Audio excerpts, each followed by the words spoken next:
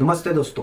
ये वीडियो मैं अपने उन पेशेंटों को लिए बना रहा हूँ जिनका हार्ट का वॉल बदली का ऑपरेशन हुआ है और वॉल बदल करके उन्होंने मैकेनिकल वॉल, मेटल का वॉल ये डाला है अपने शरीर में।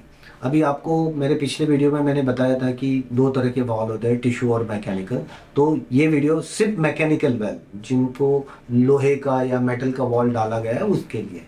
सबसे पहले आपको ये समझना है कि ये मैकेनिकल वॉल या लाइफ लॉन्ग चलता है, पर इसको लाइफ लॉन्ग चलाने के लिए अपने को अपने सारी दवाइयों के बारे में जानकारी अच्छी होनी चाहिए। सबसे महत्व की जो दवा है वो है खून पतला करने की दवा, जिसको हम वारफेरिन या एसिट्रोम ये नाम से बुलाते हैं। ये दवा हमेशा रोज जिंदगी भर खानी है। जितने दिनों तक आप ये वॉल चलाना चाहते हैं उतने दिनों तक ये गोली खाना एकदम जरूरी है। अगर ये गोली बंद कर दी तो आपके वॉल के ऊपर खून की गठाने बन सकती है, वॉल बंद हो सकता है और आपकी जान का खतरा बढ़ सकता है। इसलिए ये गोली को कभी भूलना नहीं है, ये गोली हमेशा खाना है।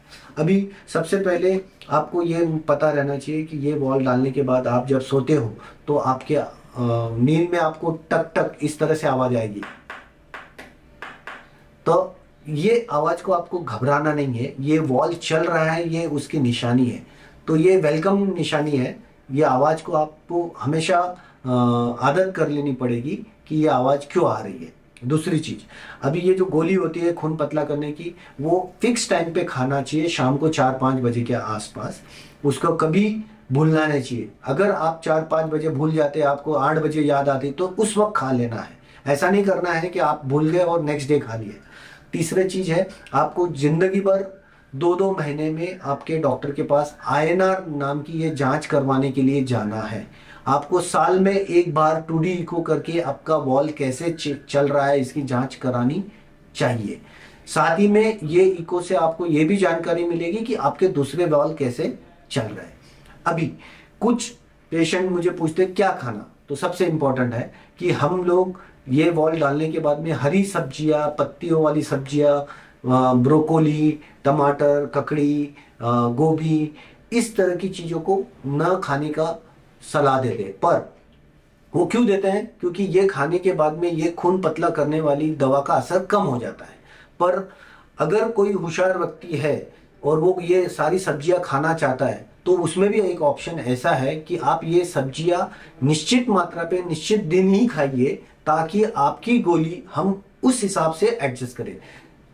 फॉर एग्जाम्पल, जैसे आपने अगर ये डिसाइड किया है कि मैं सोमवार या बुधवार को पालक की और मेथी की सब्जी खाने वाला हूँ और एक कटोरी भर के ही खाने वाला हूँ, तो आप ये हमेशा वैसे ही खाएंगे, तो हम लोग आपका खून पतला करने की गोली उसी हिसाब से एडजस्टेड रहेगी। तो आपका जो खून पतले का प्रमाण है वो कम ज्यादा नहीं होगा। पर आपने ये गोली खाया, सब्जी खाया 2 हफ्ते और फिर तीसरे चौथे हफ्ते बंद कर दी, तो सडनली आपका खून ज्यादा पतला हो जाएगा। तो आपको ये ख्याल रखना है कि ये आप अगर सब्जी खाना चाहते हैं तो उसको हमेशा दवा की तरह खाना है। अगर आपको ये गोली भूल जाते हैं और कभी ज्यादा हो जाती है, तो इमीडिएटली आपको डॉक्टर के पास जाके मिलना है। दूसरी कौन सी टाइम है जब आप डॉक्टर के पास जाएंगे? वो ऐसे है कि आपको अगर बुखार आता है, कोई डॉक्टर दवा देता है, तो आपको वो डॉक्टर को बताना है कि भाई मैं खून पतला करने की गोली खा रहा हूँ, क्योंकि बहुत सी दवाएं आपस में इन गोलियों के साथ इंटरेक्शन करती है और सडनली आपका खून ज्यादा पतला हो जाएगा।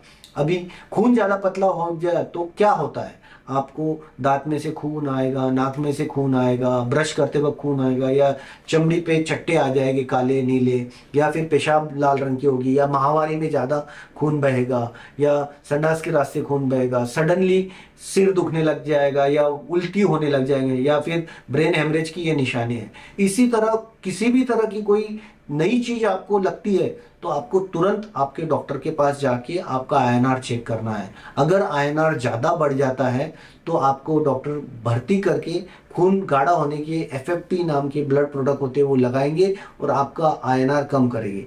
पर अगर आपने ये चीजों को अनदेखा कर दिया तो आपकी जान का खतरा बढ़ सकता है, ब्रेन हेमरेज हो सकता है, बॉडी में ब्लीडिंग बढ़ सकती है, आपका खून कम हो सकता है। ये सब चीज़ों से बचना है तो आपको सचेत रहना है और मैंने दी हुई जानकारी को ढंग से पालन करना है। दूसरी तरफ खून अगर गाढ़ा हो गया तो क्या हो जाएगा? खून गाढ़ा हो गया तो वॉल के ऊपर खून की गठानियां आएगी और वो वॉल कम काम करेगा, कम खुलेगा, तो आपको दम लगना चालू हो जाएगा, सांस फूलने चलने लग जाएगी, आपके टक टक जो आवाज आती थी वो कम हो जाएगी। ये भी एक बहुत खतरे की घंटी है। इस ऐसा अगर आपको लगता है तो तुरंत डॉक्टर के पास जाना है और आपको आपका इको करके देखना है कि आपको खून पतला करने का इंजेक्शन लगवाना है या नहीं लगवाना है।